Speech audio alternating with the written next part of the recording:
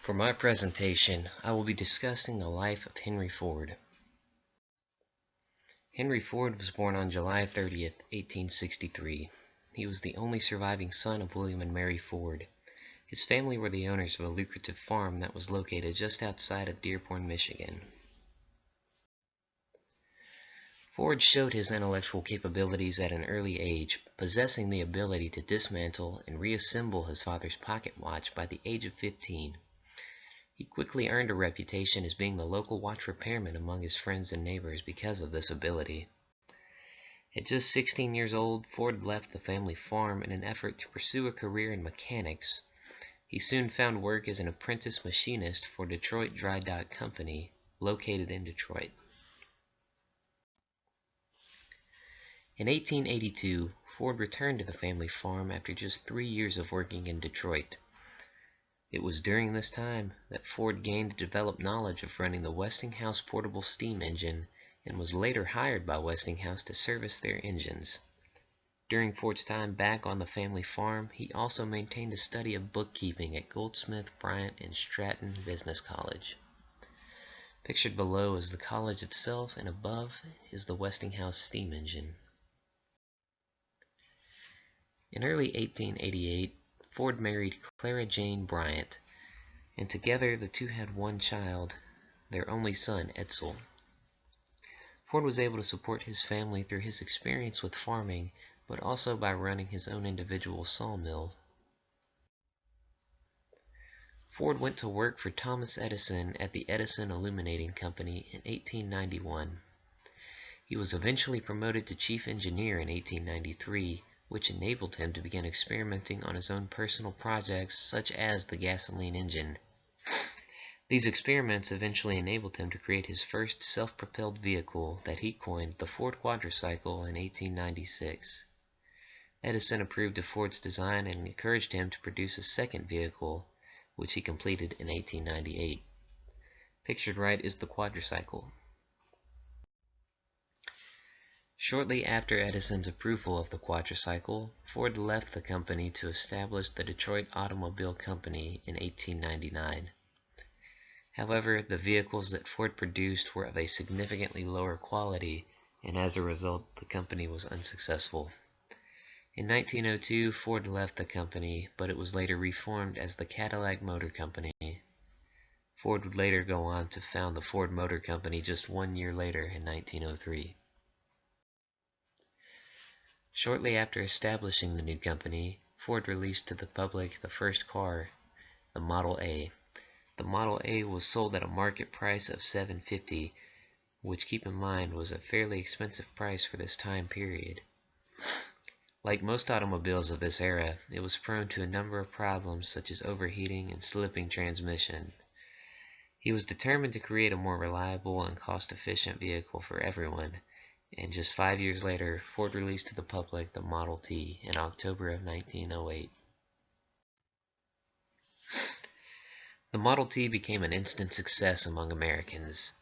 The Model T first introduced left-hand steering, which was soon mimicked by every other automobile company in the United States. Not only this, but the vehicle possessed a fully enclosed transmission and engine. The 4 cylinders were cast in a solid block, and the suspensions used 2 semi-elliptical springs. The Model T was extremely simple to drive and cheap and easy to repair, and by the year 1920, a vast majority of American drivers had learned to drive on the Model T. However, only a few cars were able to be produced a day, as groups of individual workers would build the car by hand with parts that were ordered from other companies. With the immediate popularity of the Model T, mass production of this vehicle was very necessary, as the company could not meet the staggering amount of orders per day. Being the innovator that Ford was, though, he soon discovered a new method that would enable his workers to crank out more cars at a significantly increased rate. In 1913, Ford revolutionized American industry by introducing standardized and interchangeable parts and the moving assembly line. As a result of Ford's contributions to mass production, his workers were able to cut down on the time spent assembling automobiles. This eventually enabled Ford to significantly increase the wage rate for an 8-hour working day from $2.34 to $5 flat. This in turn set a new industry standard in America.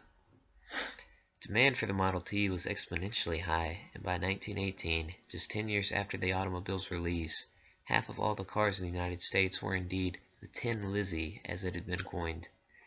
In 1919, Ford named his son Edsel as president of the Ford Motor Company, but Henry himself retained full control of company operations.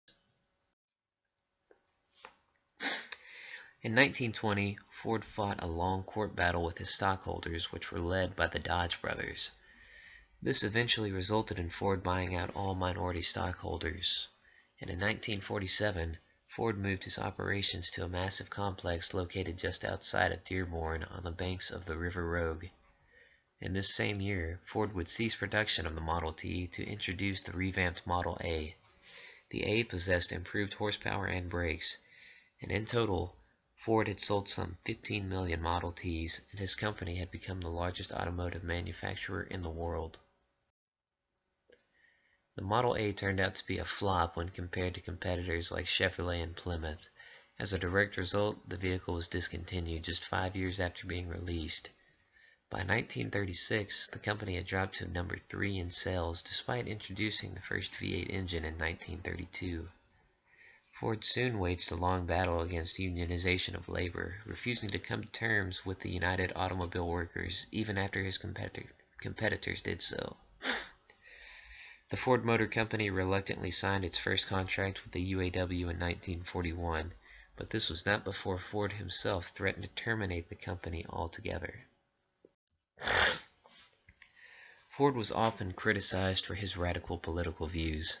He led a campaign against the United States' involvement in World War I, and in 1918 he made a failed bid for a Senate seat, only narrowly losing his campaign. In that same year, Ford published a number of anti-Semitic writings in the Dearborn Independent, which was a local newspaper based out of Dearborn. These writings were eventually comprised into a 4-volume set that Ford titled The International Jew. He later renounced these writings, though, and sold the paper. Henry expressed admiration for Adolf Hitler and Nazi Germany during the Second World War. He also accepted the Grand Cross of the German Eagle in 1938, which was the Nazi regime's highest medal for a foreigner. In 1943, Henry's son Edsel died suddenly from cancer. This forced Ford to reassume control of the company. However, in the late 1930s, Ford had suffered from a number of different strokes which left him feeble and his mental health deteriorated.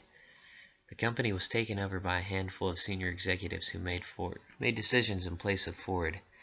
Ford soon decided that he could no longer carry out his duties properly and ceded the company to his grandson, Henry Ford II, in September of 1945. Just 2 years later, Ford suffered a major stroke on April 7th of 1947 and died of a cerebral hemorrhage at the age of 83. The legacy that Henry Ford left behind truly revolutionized the American industry,